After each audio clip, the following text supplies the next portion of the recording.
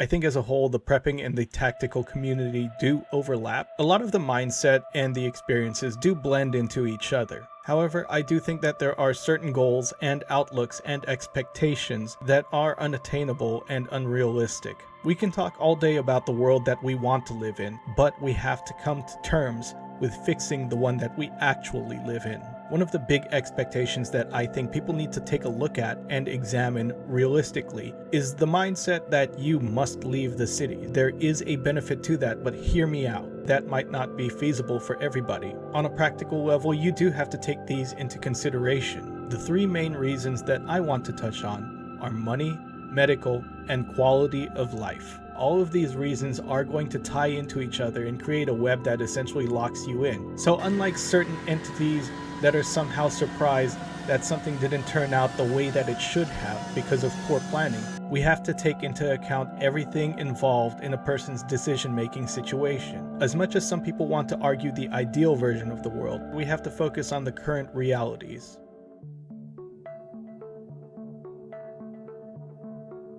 Let's examine why money is a big reason why people can't move. I've been in this situation and it's a very real one. Moving costs money. And in some cases, you're already scraping by trying to survive paycheck to paycheck. And guys, it's not always because a person is lazy or they have the lack of willingness to increase their skill sets. It could be something noble like taking care of a disabled family member, somebody who's terminally ill. Maybe they are furthering their education so that they could get paid more. And right now, what they're making wouldn't enable them to just pick up and start a life somewhere else. It's a very rarely examined position to be in, especially when it comes to the whole prepping community, because you can store food at this level. However, you can't just pick up everything and go. The fact that it costs a lot to just pick up and move. If you're in a city that has a high cost of living and maybe you're not making enough to feasibly move somewhere else without being extremely set back, then money is part of the decision-making process. Now let's say we were able to go out and secure some land somewhere else.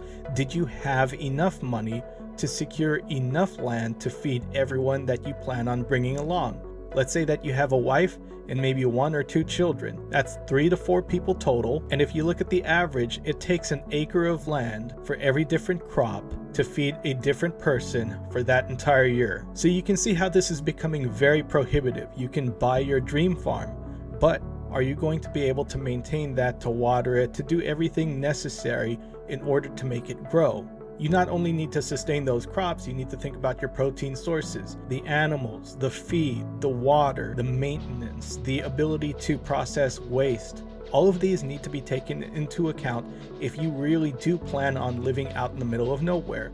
I think what I'm getting at is, without a robust community also supporting your venture, in the modern world, it's going to be extremely hard to really do anything here. Another money cost that maybe you haven't thought of is the ability to earn a living. Now I know that there are a lot of people that say 9-to-5 wage slave and all that, that's great. But being broke sucks more. When you lack the ability to build credit through money, that just means you're not even going to have goods to trade with. Inevitably, any school that teaches you any kind of barterable skill also costs money. You're going to have to make an investment somewhere. And unless your ideal situation has factored in possible generational poverty, just like any third world country out there, and I will examine that at a later date, your grand venture may be setting up inevitable failure. People want to prepare. There's no reasonable person out there that wants to set themselves up for failure. The value of skill will always be greater than that of equipment. And we've assigned a value to these things. So inevitably, whether it's skills, acquiring skills, or acquiring equipment, it's going to cost money. And that's where I think a lot of the prepping and tactical community leave a lot of people behind. They recommend all this gear, all this equipment, and they fail to take into account that some people want to be prepared. They start assuming that you need these things to become prepared, and then they feel like it's a community that they can't fully join, or that they would be totally screwed if anything really did happen in their area.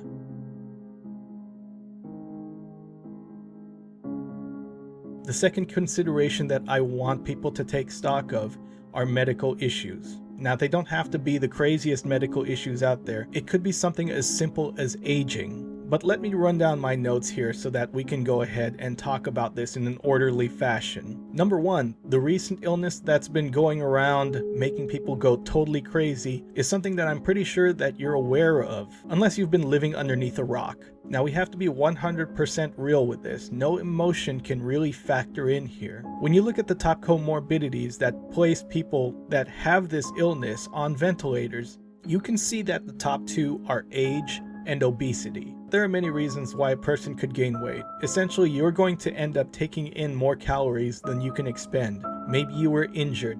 Things happen, I get it, but we can't pick the time or place. Let's say that things happen right now as you are, and maybe you are at the obese BMI level. You're potentially going to need heart medication, more hypertension management medication. Maybe you have cholesterol issues that you need to address as well. The thing is, if you're out in the middle of nowhere, it's going to be harder to get these items. There are also different issues that could be affecting your health. Maybe you have a family member that has medical issues. Maybe you know that you have a congenital defect. Maybe your family member does. When it comes down to it, if an emergency happens because of these issues, it's going to take way longer to get that person the care that they need versus someone that's already close by to the city. This is why people choose to stay in urban areas, especially ones that have hospitals that are known for excellent medical care. Now, I'm not going to talk about anyone's views on the recent illness that's been going around. I'm talking about surgical care. Without this robust medical system, you're not going to be able to treat any serious kind of illness or injury in a cabin by yourself. I want you to take a look at what settlers had to go through. A lot of guys died by themselves or died surrounded by family horribly after months of suffering,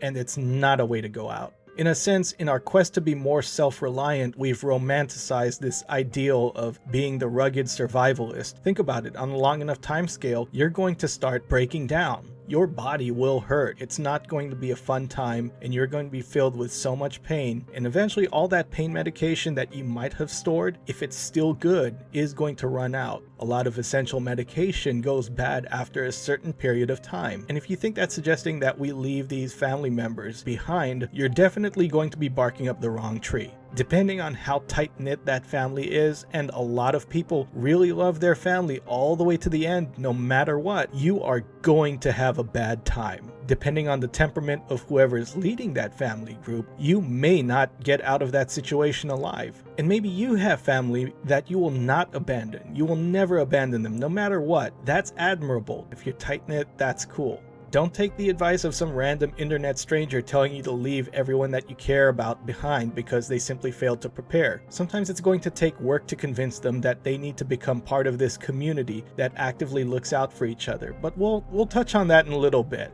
I want you to take a look at this interesting book. It's called 1 Second After. One of the center points of this story definitely deals with medical emergencies.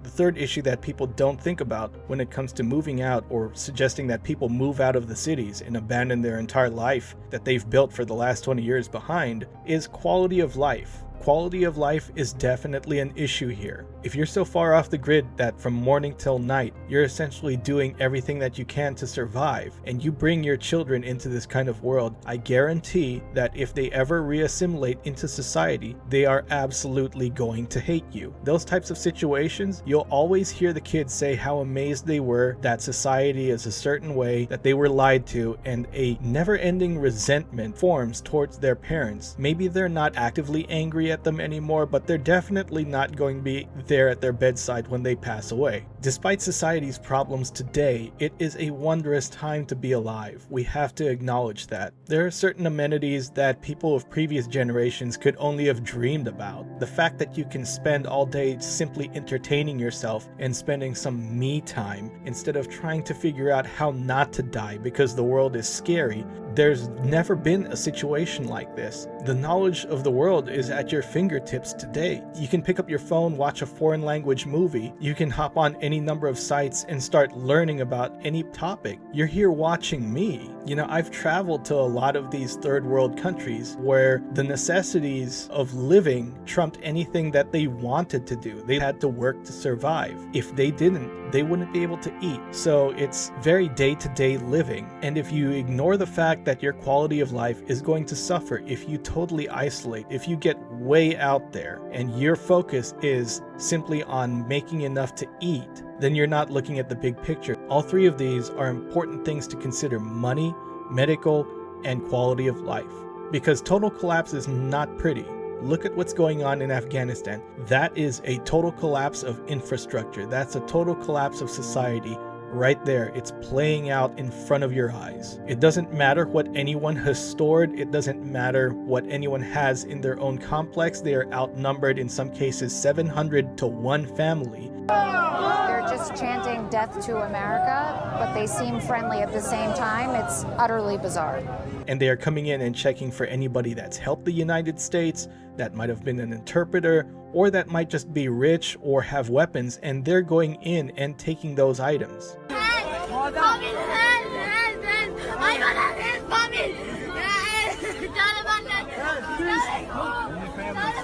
The area that's resisting was the old area of the Northern Alliance. That was an entire community that was built around resisting the Taliban. And that's why I want to help break apart this foolish notion that we should welcome this type of scenario here in the US, or even entertain that the notion of something like that happening would even be possible. Let's work to make it impossible. People were desperately clinging onto cargo planes. Who knows what they were thinking? Maybe they really didn't think they were going to get away. If anything that terrible happened in the United States, where would you go? My hope is that this community can actually bridge every other community out there and pull in our neighbors, so that despite who is in office, despite who is at the helm of this country, this nation will continue to function and thrive. We have to learn how to love our communities, love our neighbors, the country that we live in. We do have to come together as Americans to make sure that no matter what outside influence is hoping that we fail, that would be impossible. Already Americans are coming together demanding stronger leadership. But if we can't find it in these officials that we've chosen, we have to find that strength and that leadership